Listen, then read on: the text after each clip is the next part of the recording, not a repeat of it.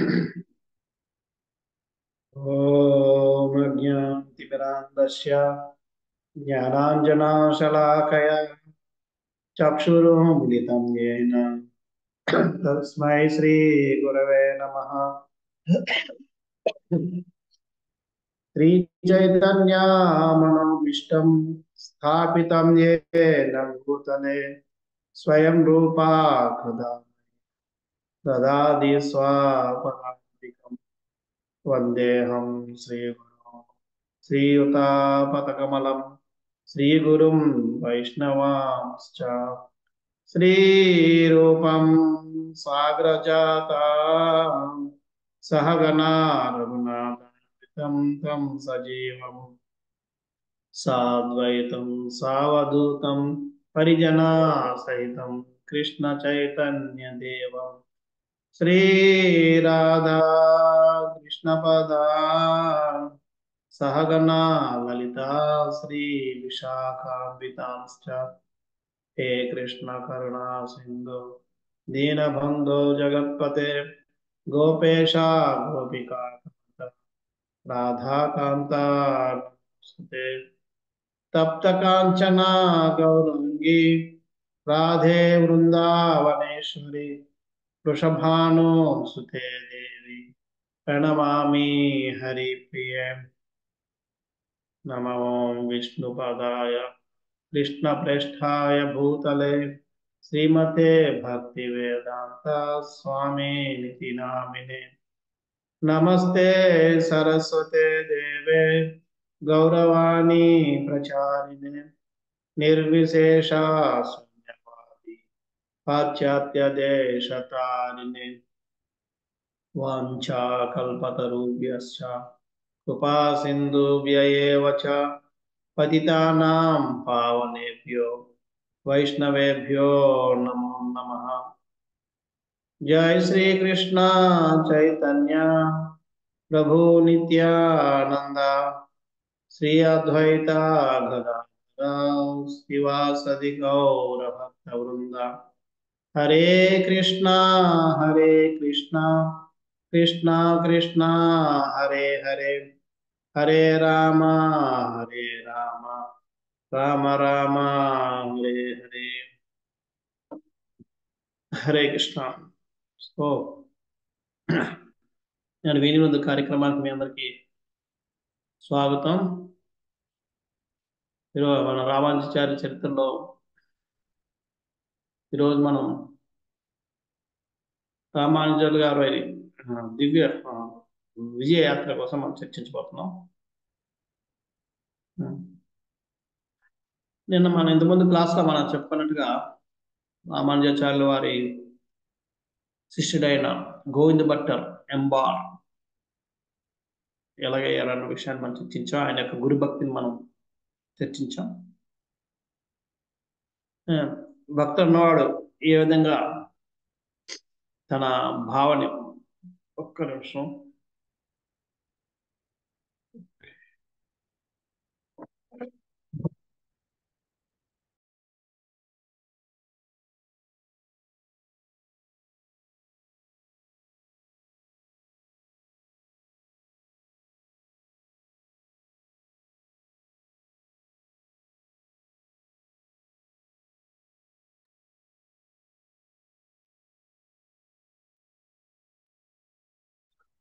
గురువు శిష్యుడు అన్నవాడు తన గురువు పట్ల ఎటువంటి భావన కలిగి ఉండాలి ఏమిటి అన్న విషయాన్ని మనం చర్చించాం। సో ఈ విధంగా రామానుజాచార్య వారి ప్రచారం 3 పువ్వులు 6 కాయలుగా జరుగుతూ ఉంది। ఎంతో మంది వచ్చి రామానుజ గారిని శరణాగతి తీసుకుని వారి యొక్క జీవితాలను ఉద్ధరించుకుంటున్నారు। ఆ సమయంలో ఆయనకి యమునాచార్యుల వారికి ఇచ్చిన మాటలు గుర్తుకొచ్చాయి। యమునాచార్యుల వారు మొట్టమొదటిసారి కలుద్దామని వెళ్ళినప్పుడు కలవక ముందే ఆయన శరీరాన్ని విడిచిపెట్టినప్పుడు 3 వాగ్దానాలు చేస్తాడు ఆయన। ఒకటి ఏంటంటే భగవద్గీత మీద భాష్యం రాయడం, వేదాంత సూత్రాల మీద భాష్యం రాయడం, అది గుర్తుకొస్తుంది। చేత ఇక ఆయన అనుకుంటాడు, ఇంకా నేను కాలయాపన చేయకుండా ఇది ఇప్పుడు యూనో దాన్ని మొదలు పెట్టాలి అని చెప్పి దానికోసం రకరకాల పుస్తకాలు చదువుతూ ఉంటారు.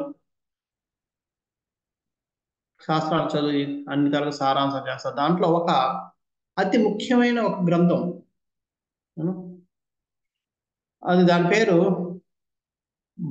బోధాయన ఆ, వృత్తి అని చెప్పి ఒక గ్రంథం ఉంటుంది. ఆ గ్రంథం ఎక్కడా లేదు, శారదా మఠంలో ఉంది. శారదా పీఠం అన్నది ఇక్కడ బద్రీనాథ్ దగ్గర ఉంటుంది, ఉన్నదని తెలుసుకుంటారు. తెలుసుకొని అక్కడికి వెళ్ళాలని ప్రయాణిస్తారు. ప్రయాణం చేసుకుని అక్కడికి వెళ్తారు. వెళ్తే వెళ్ళి దారిలో చాలా మందితో ఆయన తన యొక్క సిద్ధాంతాన్ని ఆ, స్థాపిస్తూ పోతూ ఉంటారు. అది చూసి అక్కడ శంకర మఠం వాళ్ళు ఈయనకి ఆ గ్రంథాన్ని ఇవ్వడానికి సంకోచిస్తారు. ఎందుకంటే అక్కడ వాళ్ళందరూ కొద్దిగా మాయవాదం ఉన్నవాళ్ళు, నిరాకారవాదంతో ఉన్నవాళ్ళు. అంచేత వాళ్ళు ఇక్కడ ఇవ్వడానికి ఒప్పుకోకపోతే కొద్దిగా సంకోచిస్తారు, ఇవ్వాలని అనుకోరు. కానీ సరస్వతీదేవి స్వయం వచ్చి ఆ గ్రంథాన్ని ఇస్తారు. ఇస్తే అక్కడ చదువుతాడు. కానీ వాళ్ళు ఆయన రామానుజాచార్య చదివి ఆ పుస్తకం అక్కడ పెట్టి వెళ్ళిపోతాడు, పడుకొని పోతారు. ఆ రాత్రంతా కూర్చుని ఈయనతో పాటు రామానుజాచార్య పాటు కురేష్ కూడా వెళ్తాడు అన్నమాట అక్కడికి. రాత్రంతా కురేష్ చదువుతాడు ఆ పుస్తకాన్ని. చదివి మళ్ళీ నెక్స్ట్ ఉదయాన్నే మళ్ళీ చదువుదాం అనేటప్పటికి వాళ్ళు వచ్చి మళ్ళీ ఇంకా సరస్వతి వచ్చింది కానీ ఏం వెళ్ళాక వస్తారు, వచ్చి నెక్స్ట్ అయిపోయింది మాకు కావాలని చెప్పుకొని చూసుకుని తీసుకెళ్ళిపోతారు. రామానుజాచార్యులు చాలా బాధపడుతుంటారు. అదే ఆ, నేను నాకు ఆ పుస్తకం దొరికినట్టే దొరికి వెళ్ళిపోయింది, సంపూర్ణంగా చదవలేదు, అర్థం చేసుకోలేదు, దానికి ముందే మళ్ళీ అలా ఆ పుస్తకాన్ని మళ్ళీ వెనక్కి తీసుకున్నారు, ఎలాగా, నేను ఏం చేయాలి,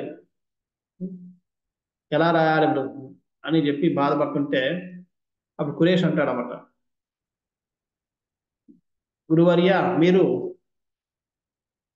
బాధపడాల్సిన అవసరం ఏం లేదు, మీరు మొదలు పెట్టండి, దాంట్లో సారాంశాలన్నీ నేను గ్రహించేశాను, మొత్తం నేను ఇక చెప్తాను. అవునా, నువ్వు ఎప్పుడు చదివేవా అంటారు. మీరు పడుకున్నాక రాత్రంతా కూర్చొని చదివేశాను అంటారు. మరి చదివితే నీకు గుర్తున్నాయా అంటారు. అన్ని గుర్తున్నాయి, మీరేమి గాబరా పడాల్సిన అవసరం లేదంటారు. అంటే దాంట్లో ఒక రామానుజాచార్య వారు చదివిన ఒక దాంట్లో క్లిష్టమైన ప్రశ్న ఒకటి అడుగుతారు. అడిగితే దానికి ఆ పుస్తకంలో ఉన్నది ఉన్నట్టుగా చెప్పేస్తాడు ఈయన, సురేష్. రామానుజాచార్యులు ఆశ్చర్యపోతారు, ఏమిటి గ్రాహక శక్తి నీది, ఇంత ఏకసంధగ్రహివి, నీలాంటి శిష్యుడు దొరకడం నాకు అదృష్టం, అసలు శిష్యుడు నువ్వా నేనా అన్నట్టుగా ఆశ్చర్యపోయి చాలా ఆనందపడతారు. అయితే మరి ఇంకా మీకు అది గుర్తుంది కాబట్టి మనం రాద్దామని చెప్పి ఇద్దరు కూర్చొని రాస్తూ ఉంటాం. రామానుజాచార్యుల వారు చెప్తూ ఉన్నారు, కురేషు రాస్తూ ఉన్నాడు. రామానుజాచార్యులు చెప్తారు, కురేష్ నేను చెప్తూ వెళ్తున్నానని చెప్పి నువ్వు రాయద్దు, ఎందుకంటే నీకు ఆ శాస్త్రం తెలుసు కాబట్టి ఆ శాస్త్రం ఏదైనా విరుద్ధంగా ఉంది లేదంటే నీకు ఏదైనా ఆ, ఆ, మీకు మంచిగా అనిపించకపోతే దాన్ని రాయద్దు, క్లారిఫై చేసుకో అని చెప్పి చెప్తారు. చెప్తే కురేష్ అంటాడు అలాగే అంటారు. ఈ విధంగా వాళ్ళు రాసుకుంటూ వెళ్ళిపోతున్నాడు. చాలా రోజుల వరకు ఏం మాట్లాడు. కానీ ఒక చోట రామానుజాచార్యుల వారికి ఆ, ఒక ఇది వస్తుంది, అంటే రెండు, శాశ్వతత్వం జ్ఞ ఇంకోటి అంటే జ్ఞా హరే కృష్ణ జ్ఞా ప్రభుజీ ధన్యవాదాలు. జ్ఞాతృతత్వం అని రెండు వస్తాయి. శేషతత్వం అంటే శేష అంటే నేను శేషత్వం అంటే శేషం అంటే అంశం అని. నేను భగవంతుడికి అంశాన్ని, భగవంతుడికి సేవకుని కాబట్టి నేను ఆయనకు సేవ చేయాలన్నది ఒకటి. జ్ఞాతృత్వం అంటే భగవంతుడి కోసం తెలుసుకునే జ్ఞానం కలిగి ఉండడం. ఈ రెండింటిలో ఏది ముఖ్యం అన్న విషయం మీద చర్చించాల్సి వస్తే రామానుజాచార్యులు వారు ఏమంటారంటే ఆ జ్ఞానం ఉండడం ముఖ్యం, శేషత్వం కంటే జ్ఞాతృత్వం అన్నది ముఖ్యం అని చెప్తారు. కానీ కురేష్కి అనిపిస్తుంది జ్ఞానం మనకి సంబంధమే ఉంది, జ్ఞానంతో సంబంధం. భగవంతుడు తెలుసుకోకపోయినా భగవంతుడు నేను అంశాన్ని, భగవంతుడు సేవకుని, భగవంతుడు సేవ చేయాలని భావన ఉన్నప్పుడు ఆ జ్ఞానం ఆటోమేటిక్ వస్తుంది. జ్ఞానం ఉన్నంత మాత్రం భగవంతుడు సేవ చేయాలని భావన రాదు. అంచేత జ్ఞాతృత్వం కంటే శేషత్వం.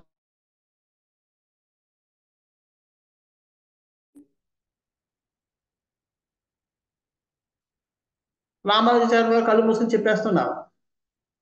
తర్వాత చూస్తే ఈయన రాయడం లేదు. ఏమే కురేష్ ఏం రాయడం లేదంట.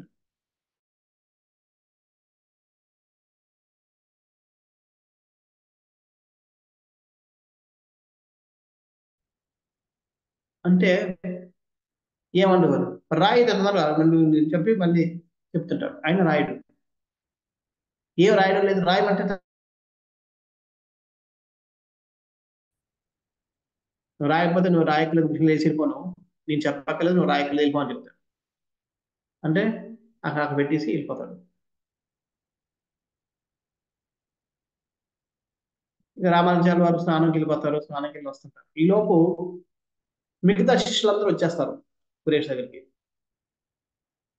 వచ్చి అడుగుతారు ఏమైంది, ఎందుకు నువ్వు రాయడం లేదు, ఏమైంది, అది కాకుండా ఇంత సేవ చేసావు ఆ మాత్రం అది ఇది ఏవో చెప్తూ ఉంటారు. రకరకాలుగా ఒక మనుషులు ఒకళ్ళు ఒక్కొక్క రకంగా మాట్లాడుతున్నారు. కొంతమంది ఏమో ఏమైందో తెలుసుకోవాలని నా తప్పంతో రకరకాల ప్రశ్నలు చేస్తున్నారు. కొంతమంది ఊహించి నిన్ను అలాగా దూరం చేయడం రాయదని చెప్పారు, అది మాత్రం ఏమైంది, చిన్న తప్పు అయితే మాత్రం ఇలా రకరకాలు మాట్లాడుతున్నారు. కురేష్ ఏం మాట్లాడడం లేదు. ఇంకా అది రాను రాను పెరిగిపోతుంది అప్పుడు అంటాడు, నేను ఆయన శిష్యుని, ఆయన నా గురువు, నా శరీరం, నా మనస్సు, నా ఆత్మ అన్ని కూడా ఆయన సొత్తు. ఆయన దీన్ని ఎలా వాడుకోవాలో అలా వాడుకుంటాడు. నచ్చినప్పుడు తిడతాడు, నచ్చకపోతే తిడతాడు, నచ్చితే మధ్య పేరు పెట్టుకుంటాడు, ఏదైనా చేసుకోవచ్చు. ఆయనకు సంపూర్ణ హక్కు ఉంది. నేను ఆయనకు సేవ చేయడం తప్ప నన్ను ఎందుకు ఇలా చేశాను ప్రశ్నించే హక్కు లేదు. ఈ సేవకుని ఆయన తనకు నచ్చిన విధంగా వాడుకోవచ్చు, ఎప్పుడు కావాలంటే వాడుకోవచ్చు, ఎప్పుడు కావాలంటే బయట పంపించుకోవచ్చు, ఎప్పుడు కావాలంటే అప్పుడు నేను సేవ చేయించుకోకుండా ఆపుకోవచ్చు, సేవ చేయించుకోవచ్చు, పిలవచ్చు, తనవచ్చు, ఏమైనా చేయొచ్చు అని చెప్తాడు. ఆ విని మిగతా వాళ్ళందరూ నోరు మూసుకొని కూర్చునిపోతారు. నోరు కాదు, నోరు నిలగొట్టి నోరు సాపును రాచిపోయి ఉంటారు. ఏటి గురి భక్తే. ఈ సంభాషణ జరుగుతున్నప్పుడు అప్పుడే రామానుజాచార్యులు స్నానం చేసుకుని వచ్చి కురేషన్ మాటలు వింటారు. ఇలా ప్రభు ఏమి శేషత్వం, ఎంత గురు భావన, గురు భక్తి, శేషత్వం అని అప్పుడు అడిగలుగుతుంది. అరే నేను దీన్నే శేషత్వం ముఖ్యం అని చెప్పకుండా జ్ఞాతృత్వం ముఖ్యం చెప్పినట్టు నేను, నాది పొరపాటు కదా, శేషత్వం కదా ముఖ్యం, ఆ సేవాభావం కదా ఉండాలి, ఆ అంకిత భావం కదా ఉండాలి, అది ముఖ్యం చెప్పకుండా భగవంతుడికి జ్ఞానం ముఖ్యం చెప్పేనట్టు. అరే మరి నేను అది చెప్తే కురేష్ అందుకనే రాయలేదా, మరి రాయనప్పుడు చెప్పాలి కదా నాకు, గురుగారు మీరు చెప్పారు మరి ఇలా ఎలాగండి అని చెప్పి అనొచ్చు కదా. ఎందుకంటే అల్లే ఆయన శాశ్వత భావంలో ఉన్నాడు కదా.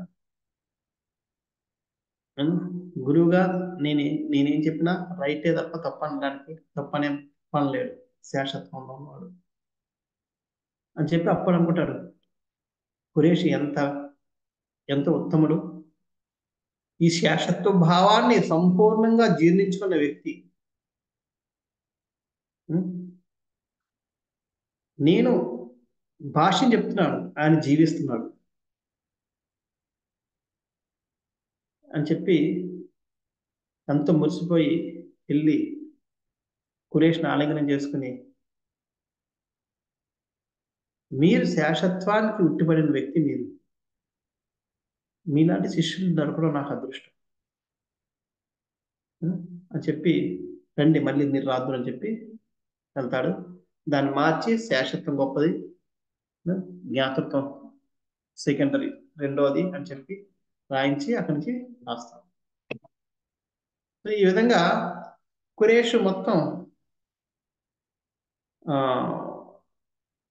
దీని యొక్క భాష్యం అని రాసేస్తారు. రాసిన తర్వాత ఇంకా భాష రాసిన తర్వాత అప్పుడు వాళ్ళు ఆ భాష్యం పట్టుకుని భాష ఆధారంగా వాదించడానికి దిగ్విజయత్రకి వెళ్తారు రామానుజాచార్య వారు. వెళ్ళి కొన్ని లక్షలాది మందిని ఓడించి అందరు శిష్యులు చేసుకుంటారు. వాళ్ళ శిష్యులు లక్షల మీద శిష్యులు అయిపోతున్నారు. ఎక్కడ మొత్తం చూసినా ఒక పెద్ద కిలోమీటర్ వరకు ఆయన శిష్యులు కనుక ఆయన ఓడించి ఆయన సరళంగా తీసుకున్న వాళ్ళు ఉంటారు. 1 కిలోమీటర్ వరకు ఆయన కదలా తిరిగితే వస్తూనే ఉంటారు. ఆ విధంగా చేస్తూ చేస్తూ అలాగా కాశ్మీర్కి మళ్ళీ వెళ్ళిపోతాం. కాశ్మీర్ వరకు వెళ్తున్నాం. వచ్చేటప్పటికి కాశ్మీర్ వాళ్ళకి అక్కడ ఆ శారదా మఠం వాళ్ళకి మళ్ళీ భయం, మళ్ళీ వచ్చాడు ఈయనేటి ఇక్కడ అని చెప్పి. కానీ అయితే ఎలాగైతే కాశ్మీర్ వస్తున్నాడో శారదా మఠంకి వస్తున్నాడు కానీ శారదాదేవి అదే అంటే సరస్వతీదేవి ఎదురేగి ఆయన స్వాగతం పలుకుతారు. స్వాగతం పలికి కూర్చోబెట్టి మళ్ళీ ఆయనకి కొన్ని విషయాలను అడుగుతుంది. దీనికి అర్థం ఏంటి, ఏం చెప్పారని చెప్పి. ఏదైతే ఏ శ్లోకం మీద మన ఎవరికి యాదవ్ ప్రకాష్కి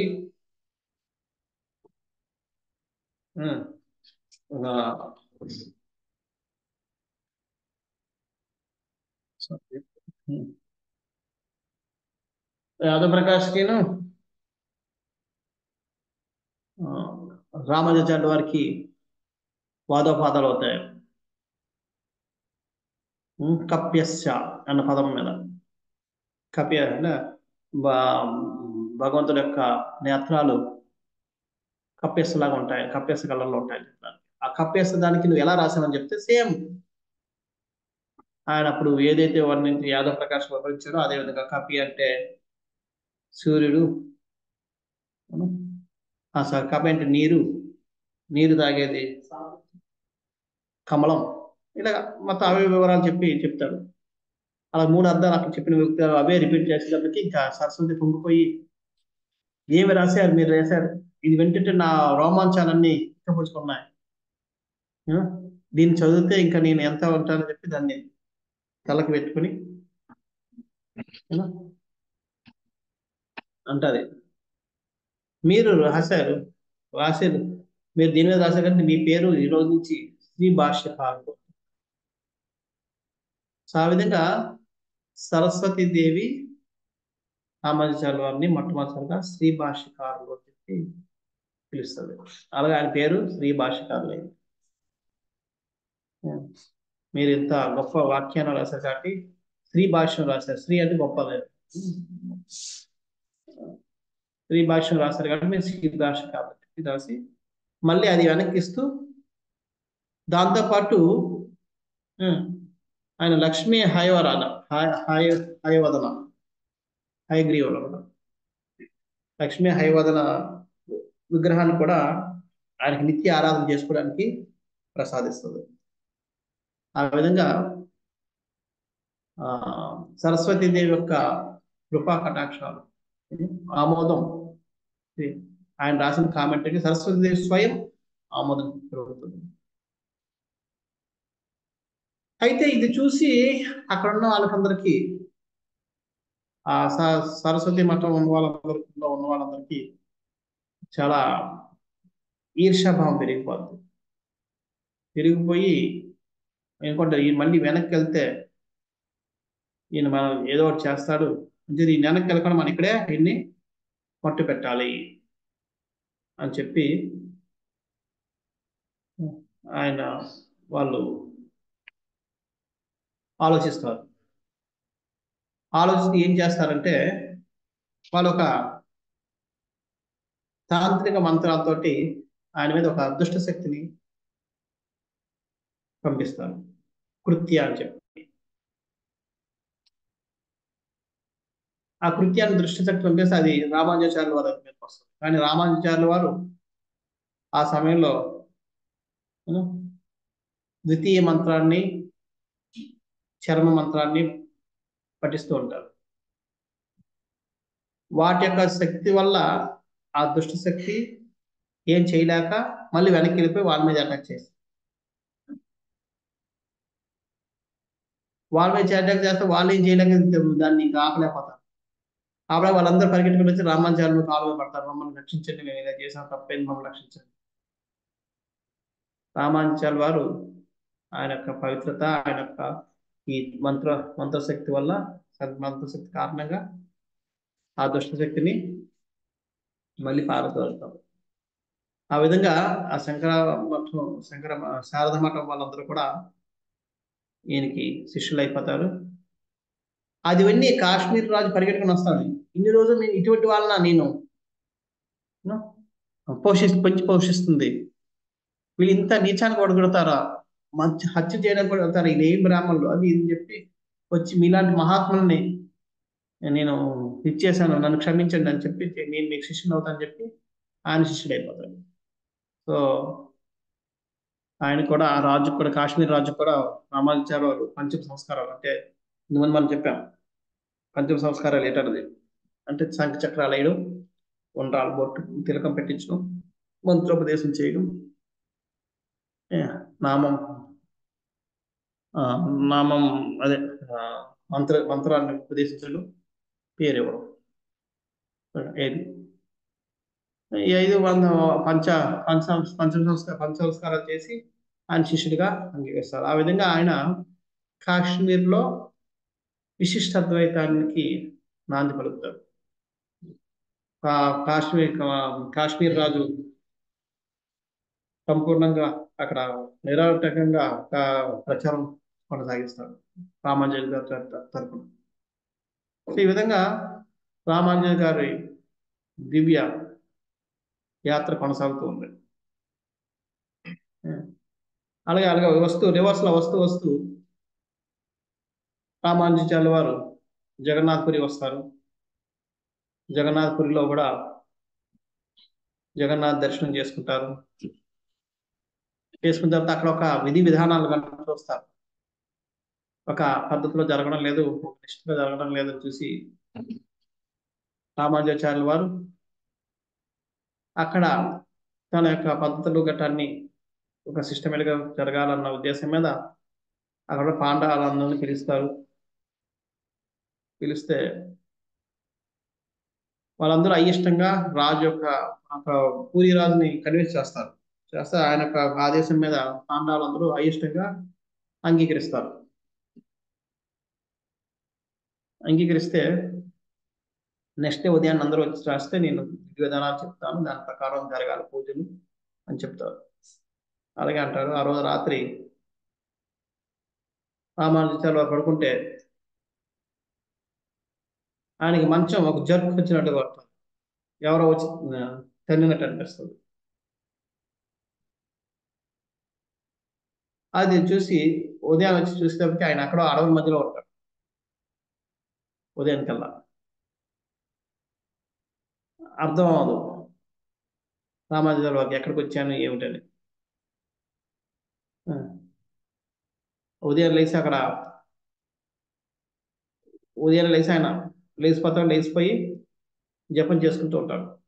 అదే ధ్యానం మంత్రాలు చేసుకుంటాడు. ఎందుకంటే ఏ ప్రదేశం ఏదో తెలియక చూస్తుంటే అప్పుడు మళ్ళీ జగన్నాథ్ దేవ్ వచ్చి ఆయన చెప్తాడు.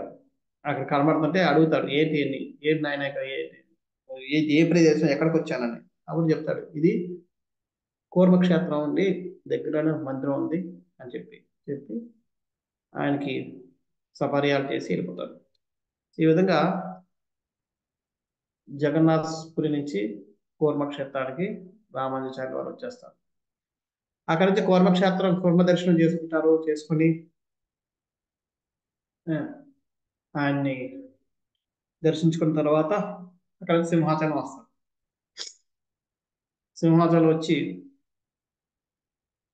సింహాచలంలో వరాహ నరసింహస్వామిని దర్శనం చేసుకుంటాడు.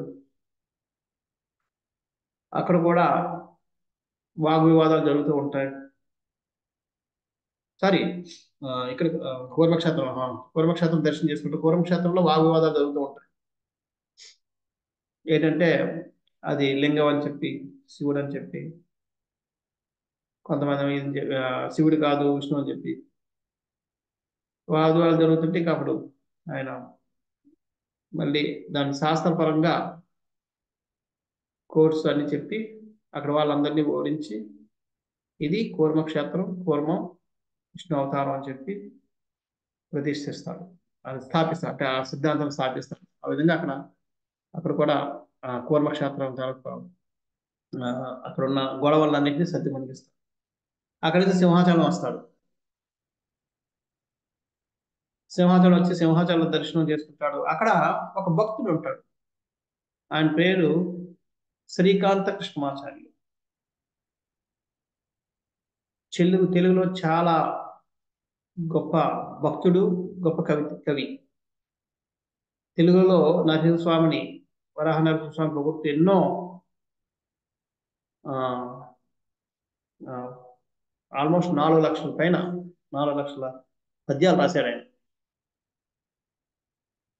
దురదృష్టవశాత్తు 70 ఉన్నాయి, అన్ని పోయాయి. సో అది మన దురదృష్టం. 4 లక్షల పైన చేశాడు. ఆయన కవితలు విని నరసింహస్వామి వచ్చి ధ్యానం చేస్తుండేవాడట, ఊగుతుండేవాడట. అంత మధురంగా పాడేవాడు ఆయన తబ్బురా తీసుకుని. ఆయన మాటకి డ్యాన్స్ ఊగుతుండేవాడట. ఇలా నరసింహస్వామి గెంతు చేస్తుండేవాడు, వరాహ నరసింహస్వామి. అంత భక్తుడు. అంచేత నేను ఇంత భక్తుని నేను ఎందుకు కలాల్సిందని చెప్పి ఆయన రామానుజాచార్యుని వాడిని కలవడానికి వెళ్ళదు, శ్రీకాంత కృష్ణమాచార్యులు. వెళ్ళకపోతే రామానుజాచార్యుల వారు అక్కడ 3 రోజులు ఉన్నారు సింహాచలంలో. ఆయన తెలుసుకుంటారు, ఓకే రాలేదని చెప్పి. అప్పుడు ఏం చేయాలో తెలియక అప్పుడు ఆయనే వెళ్తారు. రామానుజాచార్యుల వారే ఆయనకి వెళ్ళి కలవడానికి వెళ్తారు. కలుస్తారు. కలిసి అంటారు, నీలాంటి ముక్తులు కలవడం నా అదృష్టం. మీరు నరసింహస్వామికి ఎంతో ప్రియులు. నరసింహస్వామి మీతో మాట్లాడుతుంటారు, మీతో డ్యాన్స్ చేస్తుంటారు, మీ కవితలు మీ పాటలు అంటే ఎంతో ఇష్టపడతాడు. మీలాంటి దర్శనం చేసుకోవడం నా భాగ్యం అని చెప్పి ప్రణమిల్లుతాడు రామానుజాచార్యులు. ఆయన కొద్దిగా గంభీరంగా చూపిస్తాడు, నా అంత గొప్పవాడు లేడు అన్నట్టుగా. ఆయన కొద్దిగా అంటే నీకంటే గొప్పవాడు అన్న భావంలో ఆయన్ని రిసీవ్ చేసుకుంటారు రామానుజాచార్యులు. అప్పుడు నాతో ఒక చిన్న ప్రశ్న మీరు ఒకసారి నరసింహస్వామి అడిగితే నేను చాలా ఆనందిస్తాను. ఏంటంటే, నాకు ఈ జన్మలో ఏమైనా ముక్తుంటుందేమో కనుక్కోండి అని చెప్తాను. అంటే దానికే ఉంది, నేను నెక్స్ట్ సారి సాయంత్రం వెళ్ళి ఆయన దగ్గర పాటలు పాడినప్పుడు నేను కనుక్కుంటానని చెప్తాడు. అంటే తర్వాత ఆయన గానం అయిపోయింది, అంత అయిపోయిన తర్వాత నరసింహదేవి చెప్తాడు, ఇలాగా రామానుజాచార్య అని చెప్పి ఒక ఆయన వచ్చాడు. ఆయనకు ఒక ప్రశ్న ఉందట, ఆయనకి ఈ జన్మలో ముక్తిని ముక్తి ఉందా లేదా అని అడుగుతున్నారు. ఈ జన్మ ఆయన ముక్తి పొందుతాడా అని అడుగుతాడు రామానుజాచార్యుల కోసం. నరసింహదేవుడు అంటాడు ఆయన ఆయన ఉభయవరుడు, అంటే ఆ, నిత్య ఆ, నిత్య ఇది ఐశ్వర్యాన్ని అంటాం, నిత్య సిద్ధి, ఆ, రెండు సిద్ధులు ఇస్తారు. నిత్య సిద్ధి అంటే అది ఆధ్యాత్మం, లౌకికం రెండు రెండు కూడా ఆయన ఇవ్వగలడానికి. అంచేత ఆయన ముక్తి ఇచ్చే ఆయన ముక్తి లేకపోవడం ఏంటి? ఆయన అందరికీ ముక్తిని ప్రదానం చేసే వ్యక్తి. అటువంటి వ్యక్తికి ముక్తి లేకపోవడం ఏంటి? ఆయన ఖచ్చితంగా ముక్తి పొందుతాడు. అప్పుడు డౌట్ వస్తుంది, మరి నా పరిస్థితి నేను కూడా వదిలాను. అప్పుడు ప్రభు స్వామి, మరి నా పరిస్థితి నేను వెళ్తానా? అప్పుడు నరసింహస్వామి అంటాడు, అది నా చేతిలో లేదంటాడు. అంటే అంటే నేను ఆ అధికారాన్ని రామానుజాచార్యులకు ఇచ్చాను. ఆయనే ప్రసాదించాలి. ఆయన ఎవరు ప్రసాదిస్తే వాళ్ళకే ముక్తి వస్తుంది. అంచేత నేను నీకు ముక్తిని ఇవ్వలేనట్టు. అప్పుడు అర్థమవుతుంది, రామానుజాచార్య వారు వెళ్ళి ఆయన కాలు మీద పడి క్షమాపణలు అడిగి ఆయనకి శిష్యుడు అయిపోతాడు. శిష్యుడు అయిపోవడం కాకుండా కొన్ని రోజుల తర్వాత ఆయన శ్రీరంగం కూడా వెళ్ళిపోతాడు, సింహాచలం వదిలేసి రామానుజాచార్యులకు సేవ చేసుకోవడానికి. ఆ వెళ్ళిపోవడంలో ఈ తన రాసిన పద్యాలన్నీ కూడా ఇక్కడ ఇవి అయిపోయి ఒక 75 పద్యాలు ఉన్నాయంటే, ఇంకా 4 లక్షల పైన రాసినవన్నీ పోయాయి. సో ఈ విధంగా రామానుజాచార్యుల వారి దిగ్విజయ యాత్ర కొనసాగుతూ అలా అన్ని తిరుగుతూ మళ్ళీ రామానుజాచార్యుల వారు వెనక్కి వచ్చేసారు, శ్రీరంగం వచ్చేసారు. శ్రీరంగం వచ్చిన తర్వాత శ్రీరంగంలో మళ్ళీ అక్కడ మళ్ళీ సేవలు యథాతథంగా జరుగుతున్నాయి. ఆయన యొక్క గోష్ఠులు అన్ని జరుగుతున్నాయి. అక్కడ కురేష్ రోజు ఆయన జీవనోపాధి ఎలాగంటే ఏ రోజుకి ఆ రోజు భిక్షాటన చేసుకుని ఆ భిక్షాటనతోటి బతుకుతూ ఉండేవాడు. ఎక్కువ సంపాదించేవాడు కాదు. ఆ రోజు ఎంతకాలం సంపాదించా ఆ రోజు కైతే చాలా.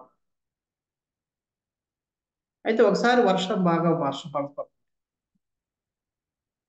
2 రోజుల నుంచి వర్షం వలన కురేష్ బయటికి వెళ్ళి భిక్షాటన చేయలేకపోతాడు. అంటే భిక్షాటన లేదు కాబట్టి ఇంట్లో తిండి ఏం లేదు. యాక్చువల్ దాని ముందు కురేష్కి ఒక చరిత్ర మనం కొంచెం తీసుకుంటే బాగుంటుంది. కురేష్ ఒక జమీందారు.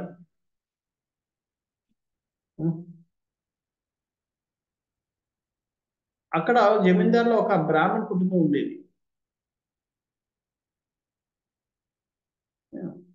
ఈయన ఇంతకుముందు కూడా చెప్పాను ఒకసారి మనం కురేష్ కోసం. అరిటాకులకు వస్తే అరిటాకు చెట్టు దాంట్లోంచి ఆ రసం కారుతుంది వస్తే, అది చూసే చెట్టు ఏడుస్తుందని చెప్పుకుని ఆయన మోసపోయేవాడు. అరే నేను దానికి బాధ కలిగించానని చెప్పి, అంత సున్నితమైన మనసు ఉన్నవాడు. అయితే రామానుజాచార్యుల వారు కలిసిన తర్వాత ఆయన తన జీవితాన్ని మొత్తాన్ని రామానుజాచార్యుల వారికి అంకితం చేయాలని నిర్ణయించుకుని పెళ్లి చేసుకోకూడదు అనుకుంటారు, బ్రహ్మచారిగా ఉండాలి. కానీ ఆ ఊర్లో ఉన్న బ్రాహ్మణ కుటుంబంలోకి ఒక కూతురు ఉంటుంది, ఆమె పేరు ఆండాలమ్మ. ఆమెకి ఒక గండ ఉంది. భర్త ఎవరికైనా పెళ్లి చేస్తే ఆ భర్త చనిపోతాడు. అందుకని వాళ్ళు ఆ అమ్మాయికి పెళ్లి చేయాలా వద్దా. అయితే ఆమె కూడా చాలా కాలం తర్వాత పోతుంది. ఎన్నో ఎన్నో పూజలు పునస్కారాలు చేసి ఎంతో మంది దేవతల్ని వేడుకున్న తర్వాత పుట్టిన అమ్మాయి. అని ఒక గండం ఉంది ఏంటంటే మొదటి భర్త చనిపోతాడు. ఎవరితో పెళ్ళి అవుతే ఆ భర్త చనిపోతాడు. ఇప్పుడులా కాదు కదా, ఇప్పుడంటే మనం వాళ్ళు రెండో పెళ్లి చేసుకున్నాం. అప్పుడు రెండో పెళ్లి అన్న ప్రసక్తే లేదు. ఎందుకంటే ఇది 1100 సంవత్సరాల క్రితం. అందుచేత వాళ్ళు ఏం చేయాలో అర్థం అవడం లేదు. పెళ్లి చేసి విధవరాలుగా చూడాలా? అది అది సాధ్యం కాదు. ఇప్పుడు పెళ్లి చేయకుండా ఉంచుదామంటే కన్యని ఎన్ని రోజులు ఉంచుకోగలం ఇంట్లో అని చెప్పి వాళ్ళు చాలా బాధపడుతూ ఏడుస్తూ ఉంటారు. ఈ పిల్లలు లేనన్ని రోజులు చాలా బాధపడ్డా, పిల్లలు లేరు లేరు లేరు అని చెప్పి. పిల్లలు పుట్టిన తర్వాత ఆ ఆనందం లేకుండా ఇలా చేశాడు భగవంతుడు మాకు. ఏంటి సంగమ స్వామి ఎందుకు చేసావు ఇలాగ, మాకు మేము ఏం చేస్తాం, మేము ఏం తప్పు చేసాం, ఏం ఘోరం చేసాం అని చెప్పి వాళ్ళు బాధపడి ఏడుస్తుంటారు. అవన్నీ ఈయన వింటున్నాడు కురేష్. కురేష్ కూడా దుఃఖం ఆగడం లేదు, ఆయన ఏడ్చేస్తుంటాడు పక్కన. వాళ్ళు కనబడ్డు, విని ఏడుస్తుంటారు. అవి ఏం బాధ, ఎంత బాధపడుతున్నారు అని చెప్పి. రామానుజారి దగ్గరికి వెళ్తాడు ఆ రోజు, కానీ రామానుజారి చెప్పిన ప్రవచనం కానీ ఏమి ఎక్కదు. ఆయన మనసులో అంత ఈ బాధే కనబడుతుంది. ఏదో ఒకటి చేయాలి, ఏం చేయాలి, ఎలా చేయాలి, ఎలా సహాయం చేయగలను వాళ్ళకి, ఏం చేస్తే వాళ్ళ కష్టం తీరుతుంది, అది అని చెప్పి. ఇప్పుడు పెళ్లి చేసుకుందామంటే నేను బ్రహ్మచారిగా ఉండాలని చెప్పి నిర్ణయించుకున్నాను. మరి ఎలా కాకుంటాడు. ఇంకేదైతేనే వాళ్ళకి వాళ్ళ నుంచి బయట తీయాలంటే పెళ్లి జరగాలన్న, వాళ్ళ కష్టం పోవాలంటే. పెళ్లి జరగాలంటే ఎవరు పెళ్లి చేసుకోరు, తెలిసి ఎవరు పెళ్లి చేసుకోరు. చెప్పకుండా పెళ్లి చేస్తే మోసం చేసుకుంటాం. అంచేత నేనే ఆమెను పెళ్లి చేసుకుంటాను. మరి పెళ్లి చేసుకుంటే ఈ సంవత్సరంలో పడదలుచుకోలేదే. మరి పెళ్లి చేసుకుని మళ్ళీ సంవత్సరాల్లో పడి నేను ఈ రామానుజాచార్యుల వారిని మొదలుదలుచుకోలేదు. ఏం చేద్దాం అప్పుడు అనుకుంటాడు, అదేదో ముందే మాట్లాడేసుకుంటాం ఉండాలనుకుంటా. పెళ్లి నీకు నీకు వివాహం అయిందని చెప్పుకోవడం కోసం నేను పెళ్లి చేసుకుంటున్నాను తప్ప నీకు నాకు ఎటువంటి సంబంధం లేదు అని చెప్పేస్తాను. దానికి ఆమె అంగీకరిస్తే పెళ్లి చేసుకుంటాను, లేకపోతే లేదు అనుకుని వెళ్తాడు. వెళ్ళి వాళ్ళ తల్లిదండ్రులతో మాట్లాడితే తల్లిదండ్రులు వాళ్ళు ఆ ఉండాలమ్మ ఎదురు ఒప్పుకుంటారు. ఆ విధంగా ఆమె పెళ్లి చేసుకుంటారు. అప్పటి నుంచి ఇప్పటి వరకు వాళ్ళ దాంపత్య జీవితం అంటే లేదు, జస్ట్ పెళ్లి భార్య భర్తలు అంతే, పెళ్లి అయింది కాబట్టి తప్ప లేదు. అయితే ఆ విధంగా ఉంటారు, ఆ విధంగా వీళ్ళు గడుపుతూ ఉన్నారు. సో 2 రోజుల నుంచి తిండి లేదు. కొరియన్ తిండి లేపడం చూసి ఆండాలమ్మకి చాలా దుఃఖం వస్తుంది. రెండో రోజు సాయంత్రం మళ్ళీ ఆ రంగనాథ్కి నైవేద్యం పెడితే గంట వాయిస్తూ ఉంటారు. అది విని ఈమె అనుకుంటుంది, ఏమి తండ్రి నీ బిడ్డలు ఇక్కడ ఆకలితో ఆ, మారుతుంటే చక్కగా భోజనం చేస్తున్నావా, ఆ, బాధ కలగడం లేదు నీకు అని చెప్పి అనుకుని వాళ్ళు నీళ్ళు తాగి పడుకోవడానికి రెడీ సిద్ధం అవుతుంటారు. అంతే రంగనాథ స్వామి వెంటనే వింటాడు, విని పూజారి పిలుస్తాడు. తక్షణమే నా ప్రసాదం ఉన్నది ఉన్నట్టుగా పల్లకీలో బాజారు భజంత్రీలు వాయిస్తూ ఆ, చాలా ఉత్సాహంగా ఊరేగింపు తీసుకెళ్లి కురేష్కి పంపించండి. అది రంగనాథ స్వామి చెప్పారు, మీకు ఎవరు అవుతారు, పూజారి మాత్రం వేసుకుంటే పల్లకీలో పెట్టారు. దీన్ని బాజారు భజంత్రీలు పెట్టుకుని వేదమాత చదువుకుంటూ కీర్తన చేసుకుంటూ వెళ్తున్నారు. వీళ్ళు తిన్నగా వచ్చి కురేష్ ఇంటి ముందు ఆగుతారు. కురేష్ అర్థం అవుతుంది ఏంటి ఇది అని. తలుపు కొడతారు, తలుపు కొట్టి మీకు ప్రసాదం పంపించారు రంగనాథ స్వామి పంపించారు. వెంటనే లోపలికి వెళ్తాడు భార్యకి, నువ్వేం కోరుకున్నావు, ఏమైనా కోరుకున్నావా అంట. నేను పంపించమని అయితే కోరలేదు, ఉం? కానీ మీరు అలా బాధపడితే చూడలేక మీ భక్తులు బాధపడుతుంటే నువ్వు అలా తింటుంటే ఏమయ్యా ఇదని ఏమైనా సమంజసమా అని చెప్పి అన్నాను. ఎందుకన్నాను అని చెప్పి కదా. స్వామి స్వామి ఆయన ఇష్టం, ఆయన ఇచ్చినట్టు తింటాడు, ఏదో చేస్తాడు. నువ్వెవరు అడగడానికి కదా, ఎందుకు అలా ప్రార్థించావు అని చెప్పి చేస్తాడు. ఏదైతేనే నువ్వు బలవంతాన్ని అడిగి తెచ్చుకున్నా కాబట్టి నేను ప్రసాదం తీసుకోను, నువ్వే తీసుకోని చెప్పి అంత ఆయనకి ఇచ్చేస్తాడు.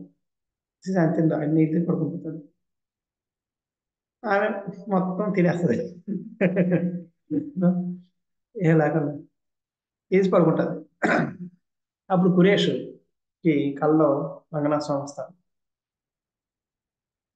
వచ్చి అంటాడు, నువ్వు ఇన్ని రోజులు పెళ్లి చేసుకున్నావు, ఒకరోజు దాంపత్యం లేదు, నీ పిల్లలు ఎలా పడతారు, వంశోద్ధారం ఎలా పడతారు అనుకుంటున్నావు. అంచేత ఈ రోజు నీ భార్య నా ప్రసాదం ఉంది కాబట్టి ఆ ప్రసాదం ద్వారా ఆమె గర్భవతి అవుతుంది. సో అన్నట్టుగానే భగవంతుడు చెప్పినట్టుగానే ఆమె గర్భవతి అవుతుంది. గర్భవతి అయ్యి ఇద్దరు కలవలని కంటది. కలవలు కలవలు కలనాలను వినగానే రామానుజాచార్యుల వారు ఎంబారు అది గోవింద భట్టుని పట్టుకుని ఇచ్చేస్తారు, ఇచ్చి వాళ్ళ ఇంటికి వస్తారు. వస్తే గోవింద భట్టుని పంపిస్తారు, వెళ్ళి పిల్లల్ని తీసుకురా, పిల్లల్ని ఎత్తుకొని తీసుకొస్తుంటారు. వస్తూ ఆ, ద్వైమంత్రం చెప్తూ ఉంటాడు. ఆ మంత్రంతో అలా వచ్చారని అది విని పిల్లల్లోంచి లోపల వాళ్ళు చెప్పుకుంటున్నారు, అండ్ వైబ్రేషన్స్ వస్తున్నాయి. అది రామానుజాచార్యుల వారు పసిగడతారు. ఏమిటి ఎంబార్, ఏమిటి గోవింద భట్ట, గోవింద వీళ్ళలోంచి ఇలా వస్తుందంటే ఏం లేదు, వచ్చేటప్పుడు నేను ఆ మంత్రోచ్చారం చేసుకుంటూ వచ్చాను అంటారు. ఓ వాళ్ళని ఆల్రెడీ నువ్వు భక్తులు చేసేస్తున్నావు, అంటే నువ్వే ట్రైనింగ్ తీసుకో, నువ్వే వీళ్ళకి గురువుగా తీసుకో, నువ్వు వీళ్ళని ట్రైనింగ్ ఇచ్చి నువ్వే నీ సంరక్షణ ఇప్పించుకో చెప్పి అప్పు చెప్పేస్తారు. అప్పు చెప్పేసి వాళ్ళిద్దరికి, పెద్దవాడికి ఏమో పరాశర భట్టర్, రెండో వాడికి వ్యాస భట్టర్ అని చెప్పి పేర్లు పెడతారు. ఆ విధంగా యమునాచార్యుల వారి రెండో కోరిక నెరవేరుస్తారు రామానుజాచార్యుల వారు. అయితే వీళ్ళిద్దరూ నా పుత్రుడు, నాకు పుట్టిన వాళ్ళు అని చెప్పడం కోసం రంగనాథ స్వామి దాన్ని నిరూపిస్తుంటాడు. ఎలాగంటే ఇక వీళ్ళు చిన్నప్పటి నుంచి పెరుగుతూ ఉంటారు, అల్లారుముద్దుగా పెరుగుతుంటారు, పెరిగి మందిరంలో తిరుగుతూ ఉంటారు, మందిరంలో ఆడుతూ ఉంటారు, మందిరంలో అంతా చేస్తుంటారు. ఇంకా కురేష్ శుద్ధ భక్తులు, రామానుజాచార్య వారి కరుణా కటాక్షాలు పొందిన పిల్లలు అంతా వెళ్తుంటారు. రంగనాథ స్వామి ఫ్రీగా వెళ్ళిపోతుంటారు, రంగనాథ స్వామి ముట్టుకుంటారు, రంగనాథ స్వామి వస్తుంటారు, అలా చేస్తుంటారు అని అన్ని. అయితే ఒకసారి చక్కెర పొంగల్ ఒక పెద్ద కళాయిలో పెట్టి భగవంతుడు నైవేద్యం పెడితే పిల్లలందరికీ తినేస్తారు.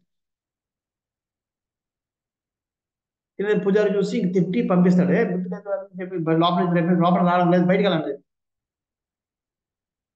పిల్లలు బయటికి వెళ్ళిపోతారు. వెళ్ళిపోతే వాళ్ళు తర్వాత దర్శనం అయిపోయింది, వెళ్ళిపోతాడు.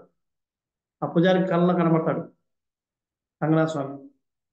నా పిల్లల్ని ఎందుకు తిట్టావు, వాళ్ళ తండ్రి అన్నం తింటున్నప్పుడు పిల్లలు వచ్చి అందులో వాళ్ళతో పాటు అదే ప్లేట్లో తింటారు, నీకే ప్రాబ్లం మధ్యలో, నువ్వెవరు తినడానికి వెళ్ళి, నా పిల్లలు నాతో తింటారు. ఈ పూజారికి ఏమవుతుంది, మీ పిల్లలు ఏంటండి. అప్పుడు వెళ్ళి ఆ పిల్లలకి కురేష్కి క్షమాపణ చెప్పుకుని రాజు.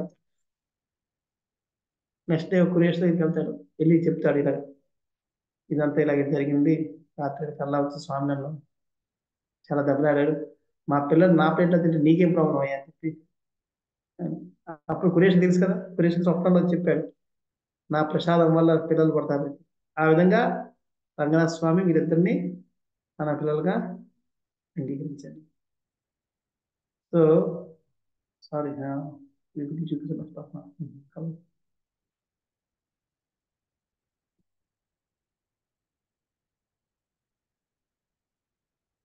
ఆ విధంగా వాళ్ళిద్దరూ ఇది జరిగింది, ఇది చెప్పేసాం. తర్వాత వాళ్ళిద్దరు పేర్లు పెరుగుతూ ఉన్నారు. చిన్నప్పుడే ఒకసారి రామానుజాచార్యుల వారు ఒక కవిత రాసి అది పక్కన పెట్టి రంగనాథ స్వామి దర్శనానికి వస్తాం. వస్తే పరాశర భట్టు అప్పుడు 3 సంవత్సరాల అబ్బాయి ఆ మొత్తం శ్లోకం అంతా చదివేస్తాడు. అందరూ ఆశ్చర్యపోతారు, ఏంటి ఈ శ్లోకాలు ఎప్పుడే సంస్కృతం చదివాడు ఇది ఎక్కడ కురవాడు అని చెప్పి. ఏనా? ఆ విధంగా వాళ్ళు ఎంతో విద్వాంసులు అవుతుంటారు. ఒకసారి వాళ్ళు స్కూల్కి పంపిస్తూ ఉంటారు. కురేష్ స్కూల్ పంపిస్తే ఫస్ట్ రోజు వెళ్ళాడు, రెండో రోజు వచ్చేసాడు పరాశర భట్టు. తండ్రి అడుగుతాడు, ఈమె స్కూల్కి వెళ్ళలేదా అంటే, నిన్న చెప్పిన పాఠం ఈరోజు చెప్తున్నాడు అంటే మరి నేను చెప్పిన పాఠం నీకు వచ్చా అంటే వచ్చి అన్ని మొత్తం చెప్పేస్తాడు. ఇంకేం చేయాలి అంతగా అయితే. సో తండ్రిలాగే ఈయన కూడా ఏకసంధాగ్రహి, ఒకసారి చెప్తే పట్టిగ్రహి గ్రహం చేసే వ్యక్తి అన్నమాట. ఆ విధంగా ఈ పరాశర భట్టరు వ్యాస భట్టరు ఇద్దరు పెరుగుతున్నారు. వ్యాస భట్టరికి ఆ, తన నక్షత్రం ప్రకారం రామానుజాచార్య వారు శ్రీరామ పిల్ల ఆయన కూడా పేరు ఇస్తారు వ్యాస భట్టర్. పరాశర భట్టరు వేరే పేరు ఉండదు. సో ఒకసారి వీళ్ళిద్దరు ఇక్కడ ఆడుకుంటుంటే కావేరి నది ఇసుకలో ఒక విద్వాంసుడు, చాలా ఎన్నో శాస్త్రాలు చదివేవాడు, ఎంతో మందితోటి వాదోపవాదం చేసి పెరిగిన వ్యక్తి, గెలిచిన వ్యక్తి, ఆయన్ని పల్లకీలో మోసుకొస్తున్నారు. వస్తే ఆయన యొక్క గుణగానం 108 మంది బ్రాహ్మణులు చేస్తున్నారు, ఆయన స్థుతిస్తున్నారు. ఆయన ఒక గొప్పతనం, ఎవరిని ఏ విధంగా ఓడించారు, ఎవరిని చేశారు ఆ విధంగా స్థుతిస్తూ ఆయన్ని పలకలో వెలిగించినట్టు తీసుకొస్తున్నారు. తీసుకొస్తుంటే అది వీళ్ళిద్దరు చూశారు, పిల్లలిద్దరూ చూసి ఏంటి వీళ్ళు అక్కడ ఇలా ఆడుకుంటున్నారు ఇసుకలో, ఆడుకుని చూశారు. చూసి ఇది ఇంత గొప్పవాడు, వీళ్ళు రామానుజన్ గారిని గొప్పవాడా, ఇటువంటి వ్యక్తి ఇంత గౌరవంగా ఊరిగించుకుని రావడం ఏంటి, ఈయన మరి చూద్దామని చెప్పి పరిగెట్టుకెళ్తారు. ఇద్దరు వచ్చి అడ్డు నిలుతారు.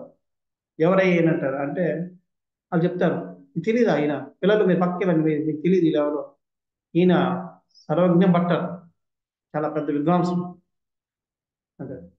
అవునా, ఈయన సర్వజ్ఞుడా, అయితే ఈయనకి అంత తెలిసి ఉండొచ్చు. ఏది ఒకసారి నేను అడుగుతాను, ఒక ప్రశ్న అడుగుతాను చెప్పానండి అని ఈ పిల్లలు ఇవన్నీ అంటుంటే ఆయనకి లోపల కుతూహలం, అంటే లోపల కళ్ళకిలో కట్టెలు వేసి క్లోజ్ చేసి ఉంటుంది కదా, ఎవరు నన్ను అడుగుతున్నారు, అదిగో పిల్లల్లాగా ఉన్నారని చెప్పి బయటకు వస్తారు. చూసి వీళ్ళిద్దరూ ఎంతో తేజస్సుతో ముద్దాలు చేస్తున్నారు అన్నమాట. వెంటనే అడుగుతాడు, ఏం నాయన ఏంటి నీకు అంటారు, మీరు సర్వజ్ఞులట అంటే, ఏది చెప్పేది ఉంది వింటున్నావు కదా, వీళ్ళందరూ ఏం చేస్తారు అంట. అంటే మీకు అన్నీ తెలుసా అంటే, అన్నీ తెలుసు అంటే, అయితే చెప్పండి. వాళ్ళు ఇసుక కింద తీసి కింద ఇందులో ఎంత ఇసుక ఉందో చెప్పండి అంట. ఎంత ఇందులో ఏమన్నా నేను ఎలా చెప్తాను, తెల్లబొక్క చెప్తాను, ఇది కూడా తెలియదు, పిడి కూడా ఉంది, అది కూడా తెలియదు, సర్వజ్ఞులు చెప్తారు అని చెప్పి ఈ తెలియని దానికి మీరు అంతా పలకిన చెప్తారండి. ఇక్కడ మహారాజులు ఉన్నారు, పెద్ద పెద్ద భక్తులు ఉన్నారు, పలికి దిగి వెళ్ళండి అని చెప్పి వెళ్ళిపోతారు. వాళ్ళు వెళ్ళి ఆయన వెంటనే దిగిపోతారు. దిగిపోయి కనుక్కుంటాడు, ఎవరు ఈ పిల్లలు ఏంటి, నాకు తెలుస్తుంది కురేష్ పిల్లలు అని చెప్పి. అప్పుడు కురేష్ దగ్గరికి వెళ్ళి అప్పుడు చెప్తారు, మీ పిల్లలు ఎంత గొప్ప వంతులు, వాళ్ళు నన్ను ఒక పిడికి ఇసుక తీసి నన్ను ఓడించేశారు, వాళ్ళు అడిగి ప్రశ్న సమాధానం చెప్పారు, నా గర్వం అంతా పోయింది, ఇది చాలా జాగ్రత్తగా మీరు చూడండి, జాగ్రత్త అని చెప్పి వెళ్ళిపోతారు. ఈ విధంగా చిన్నప్పుడే వాళ్ళు అటువంటి గొప్ప మహా పండితుడిని ఓడించేస్తారు. సో ఆ విధంగా ఆ వీళ్ళిద్దరూ ఎంత పాండిత్యంలో అంత గొప్పగా పెరుగుతూ ఉన్నారు. ఒకసారి రంగనాథ స్వామి వీళ్ళిద్దరిని పిలిచి అడుగుతాడు, నన్ను చూస్తుంటే మీకు ఏమనిపిస్తుంది అని. అంటే వీళ్ళందరూ అంటారు మీరు సర్వాంతర్యామి, ఉం? లోకానికి లోకానికి లోక నియంత్రికులా కనబడుతున్నాను. అవునా, నాకు నచ్చలేదంట. ఇంకా ఎందుకని అంటారు అంటే, నన్ను చూస్తే మీకు తండ్రిలాగా అనిపించాను మీకు, ఎందుకంటే మీరు నాకు పుత్రులు కాబట్టి అంటారు. ఆ విధంగా రెండోసారి మళ్ళీ రంగనాథుడు మీరు నా పుత్రుడు అని చెప్పి రుజువు చేస్తారు. ఈ ఈ విధంగా వాళ్ళు అల్లారు ముద్దుగా పెరుగుతూ ఉంటారు. ఇది ఈ విధంగా రంగనాథుడు యొక్క సారీ రామానుచార్యులు యమునాచార్యుల యొక్క రెండవ ఆ, వాగ్దానాన్ని నెరవేర్చుకుంటారు. మొదటిది వేదాంత సూత్రుడు భాష్యం రాయడు, రెండోది పరాశరుని వ్యాధవ్యాసుని గౌరవిస్తూ వాళ్ళ యొక్క శిష్యుడికి ఆ పేర్లు పెడతారని చెప్పి అది రెండోది. మూడోది ప్రచారం చేస్తాను, అది ఎలాగో జరుగుతుంది. ఈ విధంగా ఆయన ఆల్మోస్ట్ మూడు కోరికలు కూడా తీర్చినట్టు. ఇలాగా రోజులు గడుస్తున్నాయి. గడుస్తుంటే ఒకసారి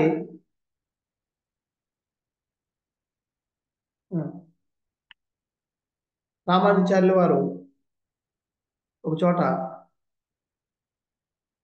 ఒక సప్త ఇస్తున్నారు, శ్రీ భాష్యము ఇస్తుంటే అందరూ మగ్నులైపోయి వింటున్నారు, స్తబ్దులైపోయి వింటున్నారు.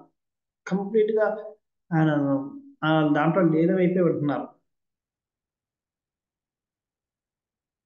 కొన్నిసార్లు రామానుచార్య వారు చేసిన జోకులు నవ్వుకుంటున్నారు, కొన్నిసార్లు అబ్బా ఏం చెప్పారని చెప్పుకుంటున్నారు, కొన్నిసార్లు గట్టి చప్పట్లు కొడుతున్నారు, ఇలా చేస్తారు. కానీ ఒక వ్యక్తి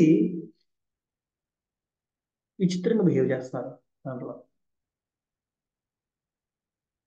ఎందుకంటే ఆ వ్యక్తి మూగవాడు, చెవిటివాడు.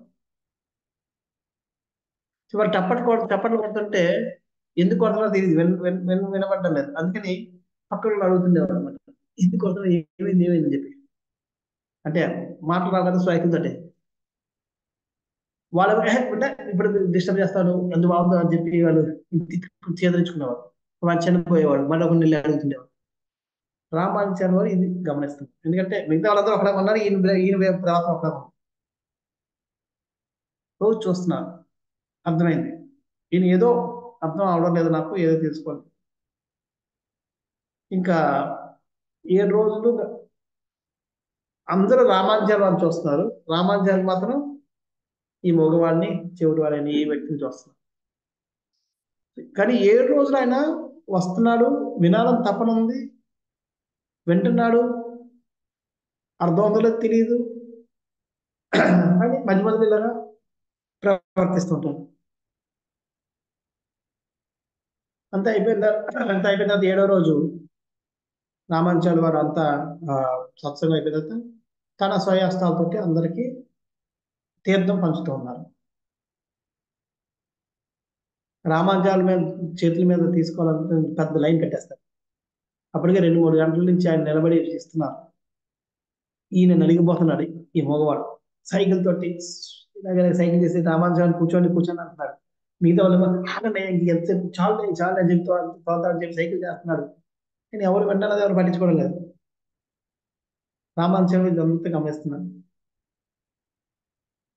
అర్థం చేసుకున్నారు. ఈయన నన్ను ఆయన నిలబడి ఉన్నా చూడలేకపోతున్నాను అదేం చెప్పి, కానీ మాట్లాడడం చెప్పడం లేదు ఏంటి.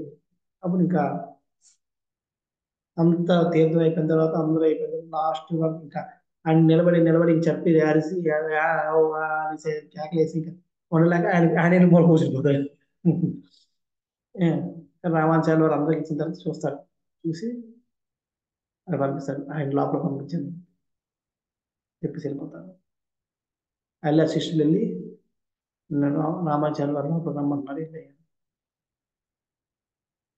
ఇది కురేష్ కనబడతాడు. కురేష్ చూస్తాడు, ఇందాక నుంచి ఆయన రామాచార్య దృష్టి అంతా ఆయన మీద ఉంది. ఆయన లోపలికి పిలిపించారు. ఏదో కృప ఇవ్వబోతున్నారు అని చెప్పి లోపలికి వెళ్తారు. లోపలికి వెళ్ళాక రామాచార్యుడు అడుగుతారు, నేను చూస్తాను వారం రోజుల నుంచి వినాలని ఉంటున్నది, కానీ మధ్యలో ఎందుకు వ్యక్తిత్వం ప్రవర్తిస్తాం, ఎందుకు అలా ప్రవర్తిస్తున్నాం, వింటున్నాం మళ్ళీ మధ్యలో ఏమవుతుంది తెలియదు. అప్పుడు ఆయన సైకిల్తో చెప్తారు, సైకిల్ తోటి అని ఏవో చెప్పి నాకు ఇక్కడ వినబడుతూ ఎవరితో అందరూ ఎంత అదృష్టవంతులు, వాళ్ళు మీ మాటలు వినగలుగుతున్నారు, అర్థం చేసుకోగలుగుతున్నారు, నేను చేసుకోలేకపోతున్నాను, ఎంత మూర్ఖుని ఎంత పతితుల్ని అని చెప్పి బోర్న కాలు పడి ఏడుస్తాడు. అనగానే అప్పుడు లేపి, ఏం బాధపడకు,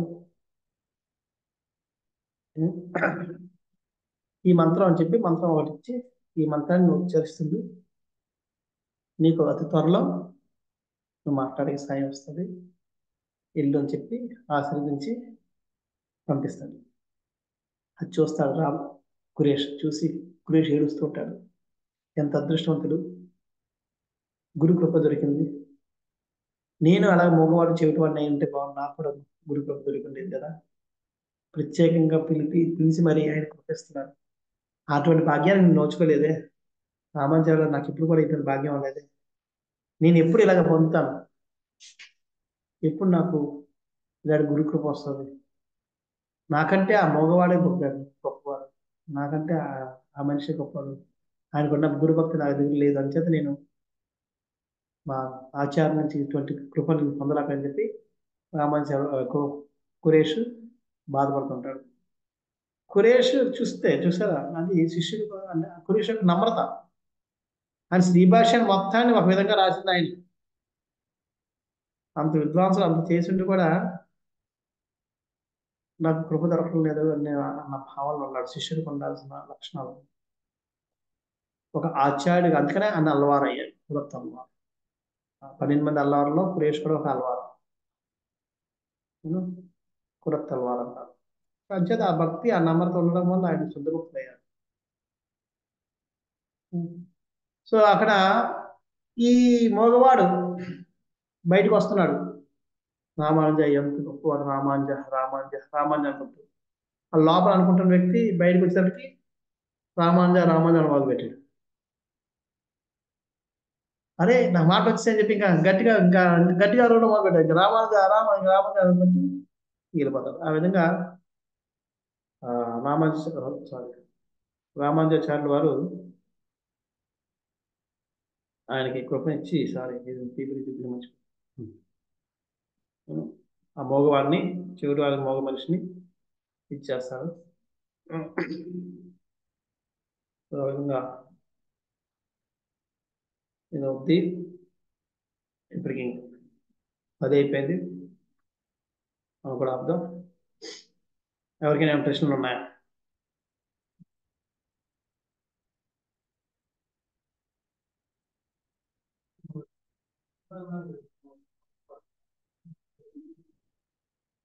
ప్రశ్న మొదలు కొద్ది చనిపోతాను కదిలించాలంటే భక్తుడు కురేష్ ఎవరు చెప్పాలి? గురేష్ రంగనాథ స్వామి యొక్క కృప ఉంది, తీసి పడేశారు రంగనాథ స్వామి గారిని. భర్త అంటే ఒక విధంగా భోగించలేదు కానీ భర్త కాదు కదా, అంటే భర్త అయినట్టు అవనట్టు. సామాజికంగా భార్య భర్తలు, కానీ శాస్త్రంగా వాళ్ళు భార్య భర్త, అందుకని అవలేదేమో. పెళ్లికాలంలో చదివి రంగనాథ స్వామి ఆ శాపాన్ని తీసి ఉండొచ్చు, లేదంటే వీళ్ళు ఇంకా సంభోగం ఇంకా చేసుకోలేదు కాబట్టి వాళ్ళు భార్య భర్తగా కానట్టే, అందుకని వాళ్ళు